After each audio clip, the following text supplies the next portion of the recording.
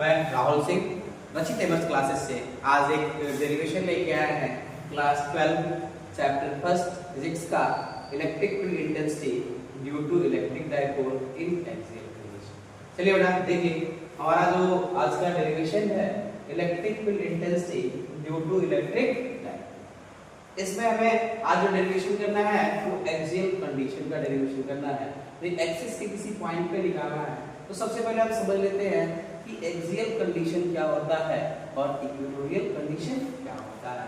तो अगर हम बात करें तो हमारा अगर ये डाइपोल है तो डाइपोल के एक्सिस पे अगर बेटा कोई पॉइंट लेंगे इधर तो उसको हम एक्सियल पॉइंट बोलेंगे या एक्सियल कंडीशन बोल सकते हैं। एक्सियल कंडीशन में निकाल रहे हैं और डाइपोल का जो बाइसेक्टर होता है अगर उस पे कोई पॉइंट अगर हम लेंगे तो उसको हम इक्वेटोरियल पॉइंट।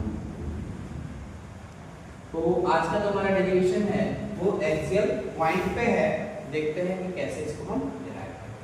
तो सबसे पहले हमने कंसीडर कर लिया है कि हमने एक इलेक्ट्रिक डाइपोल लिया है ए बी जिसका बीच का जो शॉर्ट डिस्टेंस है वो QL है और इस डाइपोल का जो मिड पॉइंट है वो O है और जो डाइपोल पे चार्ज हमने लिए हुए हैं वो -q और +q लिए हुए हैं।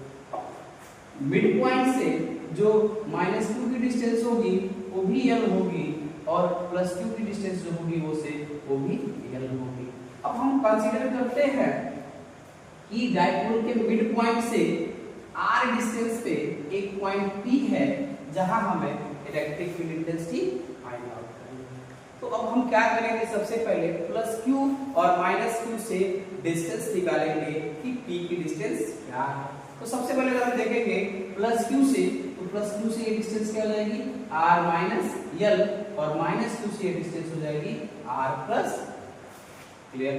अब इसके बाद हम बात करेंगे कि जो हमारा इलेक्ट्रिक फील्ड इंटेंसिटी है यहां से इलेक्ट्रिक फील्ड भी बोल सकते हैं इसको at P due to +q charge जो है E + q वो बराबर होगा 1/4 pi epsilon naught q upon r - l whole square. अब +q का जो डायरेक्शन है अगर इलेक्ट्रिक फील्ड के डायरेक्शन की बात करें तो बोलते हैं प्लस से बाहर की तरफ डायरेक्शन होता है। यानी अगर हम इसके डायरेक्शन की बात करें तो डायरेक्शन हो जाएगा अलोंग इधर है बाहर की तरफ करेंगे तो अलोंग BP हो गया। अब सिमिलरली अगर हम बात करें electric field intensity at P due to -q charge E - q बराबर हो जाएगा 1/4 pi epsilon naught q upon यहां से डिस्टेंस r+l है r+l का होल स्क्वायर। बेटा इसका जो डायरेक्शन होगा वो क्या हो जाएगा अब माइनस से क्या होता है अंदर की तरफ होता है तो इसका डायरेक्शन हो जाएगा अलोंग देखिएगा PA डायरेक्शन। डायरेक्शन क्लियर हो गया। अब हम देख रहे हैं कि जो यहाँ पे डिनोमिनेटर है वो r - l का होल स्क्वायर है और यहाँ r+l का होल स्क्वायर है। तो अगर हम बात करें यहाँ डिनोमिनेटर कम है यहाँ ग्रेटर है तो इसके हिसाब से हमारा जो E + q होगा वो बड़ा होगा E - q से। इसकी वजह से जो हमारा net electric field intensity point P पे होगा वो बराबर होगा E + q - E - q के। क्यों? क्योंकि दोनों जो हम देख रहे हैं इलेक्ट्रिक फील्ड वो दोनों क्या है अपोजिट डायरेक्शन में। अगर एक डायरेक्शन में रहे तो उसको ऐड करें। चलिए अब वैल्यू पुट करते हैं और देखते हैं कि रिजल्ट हमारा क्या आ रहा है। तो E + q की वैल्यू में रखा है 1/4 pi epsilon naught r - l whole square minus 1/4 pi epsilon naught q upon r+l whole square. अब देख रहे हैं बेटा इसमें कॉमन क्या है q/4 पाई एप्सिलॉन नॉट। तो यहां मिला क्या बचा क्या हमारे पास 1/r - l होल स्क्वायर और माइनस यहां से कॉमन अगर हमने कर लिया q/4 पाई एप्सिलॉन नॉट तो क्या बचा 1/r+l। अब देखिएगा कॉमन चीज हमने बाहर रख लिया। अब इसका हम एलसीएम लेंगे तो क्या हो जाएगा एक ब्रैकेट में अगर a - b का होल स्क्वायर है a + b का होल स्क्वायर है तो एलसीएम हो जाएगा a² - b² का होल स्क्वायर। यानी हमने यहां पे लिया है r - l का होल स्क्वायर और r+l का होल स्क्वायर तो इसका एलसीएम हो गया r² - l² का होल स्क्वायर। अब अगर आगे भी देखिए हम इधर ऊपर न्यूमरेटर में r+l का होल स्क्वायर और यहां करेंगे बीच में माइनस साइन r - l का होल स्क्वायर। चलिए इसको सॉल्व करते हैं तो q/4 पाई एप्सिलॉन नॉट वैसे ही वैसे रह जाएगा।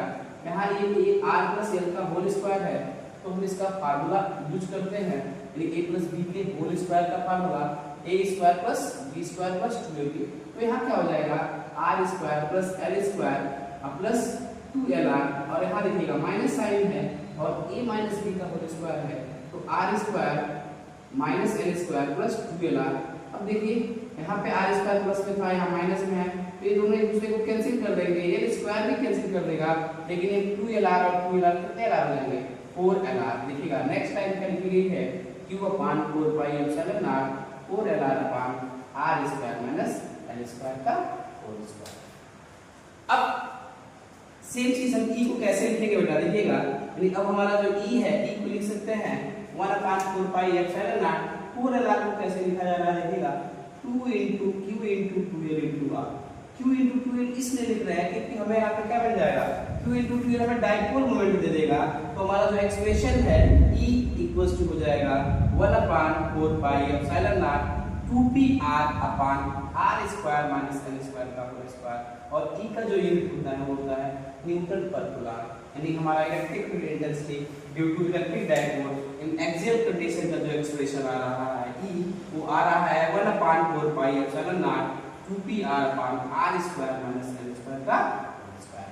अब कंडीशन मानते हैं कि अगर रियल जो है वो बहुत ही छोटा है r से, तो l स्क्वायर और भी छोटा हो जाएगा r स्क्वायर से, तो l स्क्वायर को हम क्या कर सकते हैं बेटा नेगलेक्ट कर सकते हैं, तो हमारा रिजल्ट यहाँ पे क्या बचेगा, देखिएगा e equals to 1 upon 4 pi epsilon nought 2pr upon, अब r स्क्वायर का स्क्वायर करेंगे तो r का पावर 4 हो जाएगा, और तब क्या बचेगा एक r से एक r कैंसिल करेंगे, और e equals to 1 upon 4 pi epsilon nought 2p upon r cube unit हो गया न्यूटन पर कूलम। तो ये बेटा हमारा एक्सप्रेशन है electric field intensity due to electric dipole in axial condition. कल मिलते हैं एक नए डेरिवेशन, यानी इलेक्ट्रिक फील्ड इंटेंसिटी का ही डेरिवेशन करेंगे हम ड्यू टू इलेक्ट्रिक डाइपोल नहीं, लेकिन इक्वेटोरियल कंडीशन में। तो चलिए आज के लिए आपके लिए इतना ही। आप रचित एमएस क्लासेस को लाइक कीजिए, सब्सक्राइब कीजिए, शेयर कीजिए। Thank you.